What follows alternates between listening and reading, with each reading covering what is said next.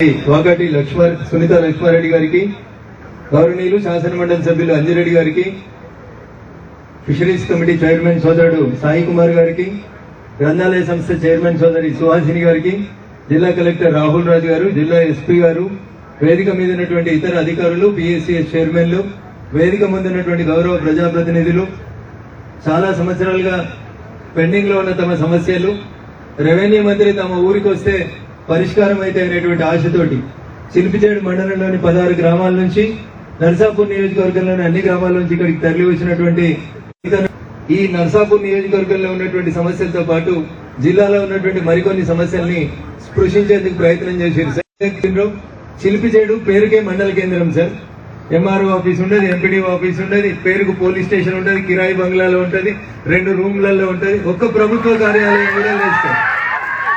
So ఇట్లా నా Medak parliament పరిధిలో 3 జిల్లాల్లో సిద్దిపేట, సంగారెడ్డి, మెదక్ లో సార్ ఒక నిజాంపేట మండలం, భూంపల్లి అక్బర్పేట మండలం, నారాయణరావుపేట మండలం, ఇట్లా చెప్పుకుంటూ పోతే సార్ దాదాపు 15 కొత్తగా ఏర్పాటైన మండలాలలో అసలు అప్పీల్ ఏంటంటే మీకు రెవెన్యూ మంత్రి మీరు కాబట్టి కొత్తగా ఏర్పాటైనటువంటి ప్రతి మండల కేంద్రంలో అవకాశం ఉంటే ఇంటిగ్రేటెడ్ ఆఫీస్ కాంప్లెక్స్ కింద ఎంఆర్ఓ ఆఫీసు, ఎంపీడీఓ ఆఫీసు, వీలైతే దాంట్లోనే పోలీస్ స్టేషన్ కూడా కల్పిస్తే మండల కేంద్రంలో ఉన్నటువంటి ప్రజలు ఒక చిన్న సమస్యకు వచ్చినప్పుడు అన్ని కార్యాలయాలను ఒకటే చోట సమీక్షించడానికి అవకాశం ఉంటుంది. కాబట్టి దయచేసి నా పార్లమెంట్ పరిధిలో ఉన్నటువంటి ఈ 3 జిల్లాల లోపల మెదక్, సిద్దిపేట, సంగారెడ్డి, మీరు సాయంత్రం సంగారెడ్డి కూడా వస్తా ఉన్నారు సార్, కాబట్టి అక్కడ కూడా కొన్ని మండల పరిషత్ కార్యాలయాలు, ఎంఆర్ఓ కార్యాలయాలు లేనటువంటి మండలాలని 3 జిల్లా కలెక్టర్ల ద్వారా సమీక్షించి దయించి వచ్చే ఆర్థిక సంవత్సరంలో అన్ని మండల కేంద్రాలకి మీరు ఒకే చోటు ఉండి శంకుస్థాపన చేస్తే will be grateful to you sir and thankful also.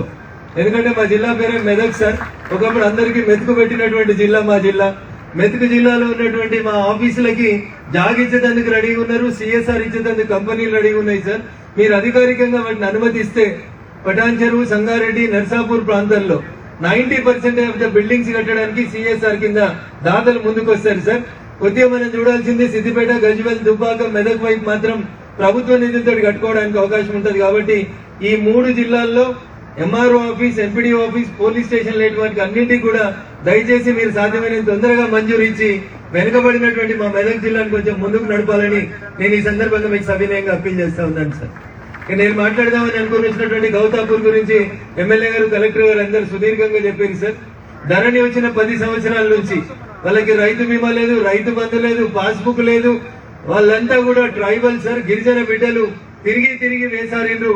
ఇటీవల కలెక్టర్ గారు కొంచెం చొరవ తీసుకుని గౌతాపూర్ కు వెళ్లి వాళ్ళని సంధాయించిన తర్వాత ఆర్ఎస్ఆర్ ఎక్స్టెన్షన్ మరొక 150 ఎకరాలకి పెంచుతామన్న తర్వాత ఈ రోజు ఈ సమావేశ మందిరంలో గిరిజన బిడ్డలందరూ కూడా శాంతియుతంగా ఉన్నారు. ఆ సమస్యకి మీ ద్వారా ఒక ముగింపు లభిస్తుందని చెప్పి మేము ఈ సందర్భంగా ఆశిస్తా ఉన్నాం సార్.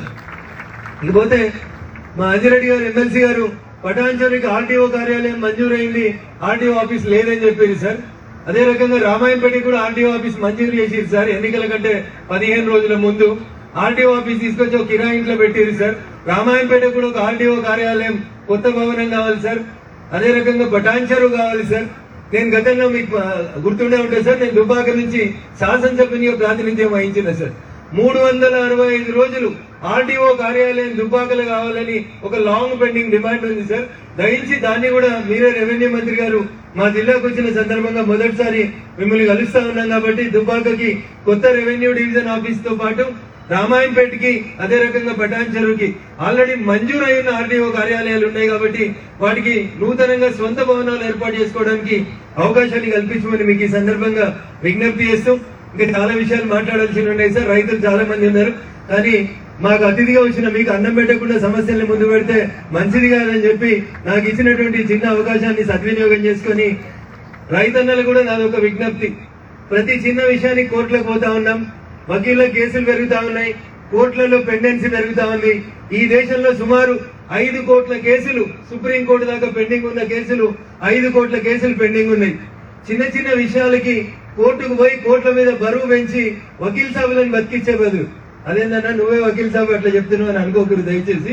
వకీల్ సాబుల్ని బతికించే బదులు కొత్త రెవెన్యూ సదస్సులు, కొత్త చట్టాలు, భూభారతి వచ్చింది కాబట్టి ఒక చిన్న అమెండ్మెంట్ ని రాష్ట్ర ప్రభుత్వం, భారత ప్రభుత్వం తెచ్చినటువంటి అమెండ్మెంట్ ని దీంట్లో చేర్చినందుకు నేను రెవెన్యూ మంత్రి గారిని ఈ సందర్భంగా అభినందిస్తా ఉన్నాను.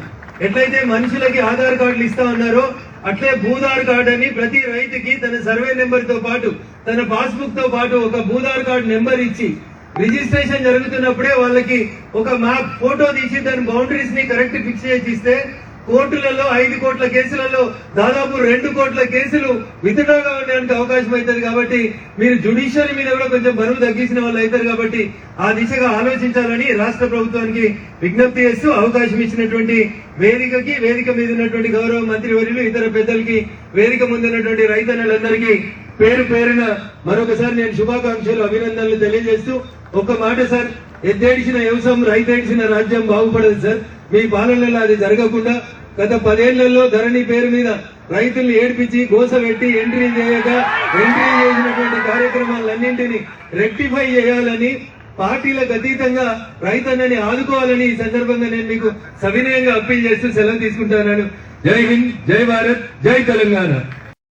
సమీక్షించి దయించి వచ్చే ఆర్థిక సంవత్సరంలో అన్ని మండల కేంద్రాలకి మీరు ఒకే చోటు ఉండి శంకుస్థాపన చేస్తే will be grateful to you sir and thankful also. ఎందుకంటే మా జిల్లా పేరే మెదక్ సార్. ఒకప్పుడు అందరికీ మెతుకు పెట్టినటువంటి జిల్లా మా జిల్లా. మెతుకు జిల్లాలో ఉన్నటువంటి మా ఆఫీసులకి జాగ్ ఇచ్చేందుకు రెడీగా ఉన్నారు, సిఎస్ఆర్ ఇచ్చేందుకు కంపెనీలు రెడీగా ఉన్నాయి సార్.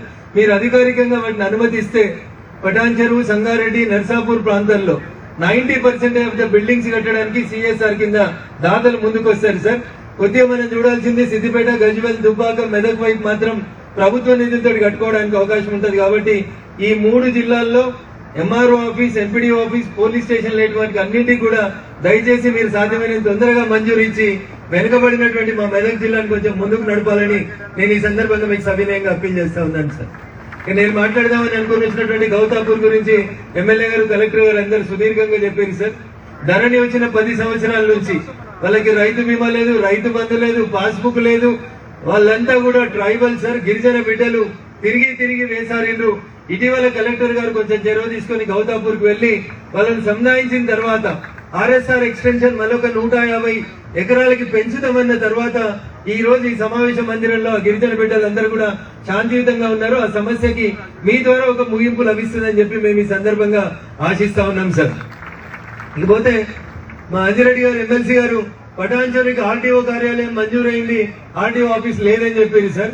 అదే రకంగా రామాయంపేట కూడా ఆర్టీఓ ఆఫీస్ మంజూరు చేసిరు సార్. ఎన్నికల కంటే 15 రోజుల ముందు ఆర్టీఓ ఆఫీస్ తీసుకొచ్చి ఒక కిరాయి ఇంట్లో పెట్టిరు సార్. రామాయంపేట కూడా ఒక ఆర్టీఓ కార్యాలయం కొత్త భవనం కావాలి సార్. అదే రకంగా పటాన్ చెరువు కావాలి సార్.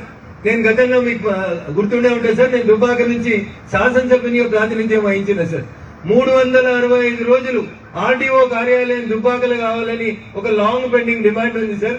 దయించి దాన్ని కూడా మీరే రెవెన్యూ మంత్రి గారు మా జిల్లాకు వచ్చిన సందర్భంగా మొదటిసారి మిమ్మల్ని కలుస్తా ఉన్నాం. కాబట్టి దుబ్బాకకి కొత్త రెవెన్యూ డివిజన్ ఆఫీస్ తో పాటు రామాయంపేటకి అదే రకంగా పటాన్ చెరువుకి ఆల్రెడీ మంజూరైన ఆర్టీఓ కార్యాలయాలు ఉన్నాయి. కాబట్టి వాటికి నూతనంగా సొంత భవనాలు ఏర్పాటు చేసుకోవడానికి